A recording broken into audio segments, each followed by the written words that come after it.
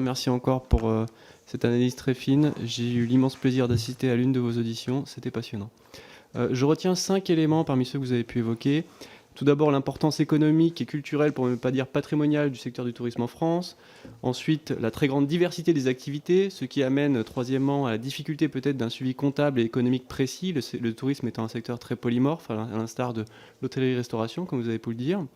Puis quatrième point, il apparaît une très faible dépendance directe, en tout cas au financement public, avec un retour sur investissement exceptionnel, et ce dans une lecture purement sectorielle en tout cas. Et puis troisième point, on note, comme vous l'avez souligné, l'importance de l'entretien et de l'amélioration de nos paysages. Je suis à titre personnel élu du Gard, avec notamment les Cévennes, qui ont tout pour ressembler aux paysages toscans. Manque peut-être quelques crédits et surtout un peu de volonté et de coordination. Dans une réflexion prospective maintenant, j'ai 2 catégories de questions, notamment sur ce qui a trait aux objectifs et aux cibles à nous fixer collectivement. Premièrement, avez-vous pu réaliser une sorte de comparaison internationale avec ce que nous pourrions avoir visé comme objectif en termes de PIB cible, qui soit raisonnable et à la fois suffisamment ambitieux, étant donné toutes les retombées que vous avez pu évoquer, ce qui nous permettrait d'envisager les ressources éventuellement à mobiliser, budgétairement parlant, pour atteindre ce PIB cible, étant donné l'effet de levier que vous avez évoqué.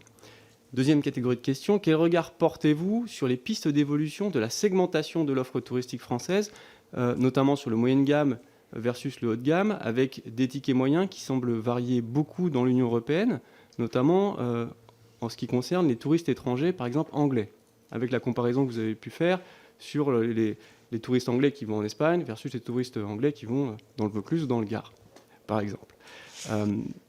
Le ticket moyen, sauf erreur, en Espagne était largement supérieur.